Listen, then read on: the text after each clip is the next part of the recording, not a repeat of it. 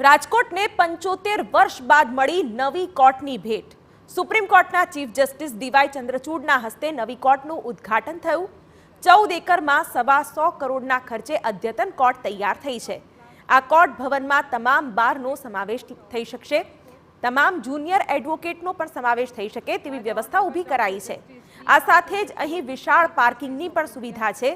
સાથે જ રાજ્ય સરકાર દ્વારા એડવોકેટ્સ માટે 2150 વારની જગ્યા ફાળવવામાં આવી છે, જેના માટે 395 કરોડ રૂપિયાની ગ્રાન્ટ ફાળવવામાં આવી છે।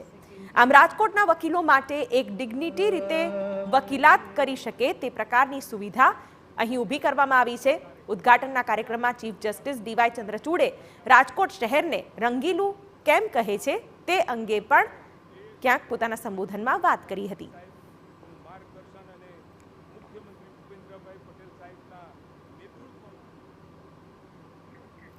સુપ્રીમ કોર્ટના ચીફ જસ્ટિસ ડીવાય ચંદ્રચૂડે કૃષ્ણનગરી દ્વારકાની પણ મુલાકાત લીધી હતી। ચુસ્ત પોલીસ બંદોબસ્ત વચ્ચે સીજેઆઈને દ્વારકા મંદિરમાં દર્શન કરાવવામાં આવ્યા હતા, તેમજ નાગેશ્વર ધામ ખાતે પણ મુલાકાત કરી હતી।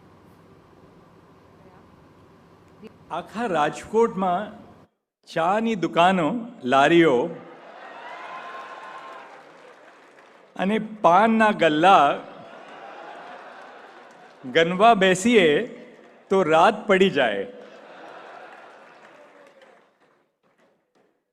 મેં એવું સંભાળ્યું છે કે આ શહેર કાયદેસર રીતે રોજ બપોરે 1 વાગ્યાથી 4 વાગ્યા સુધી સૂઈ જાય છે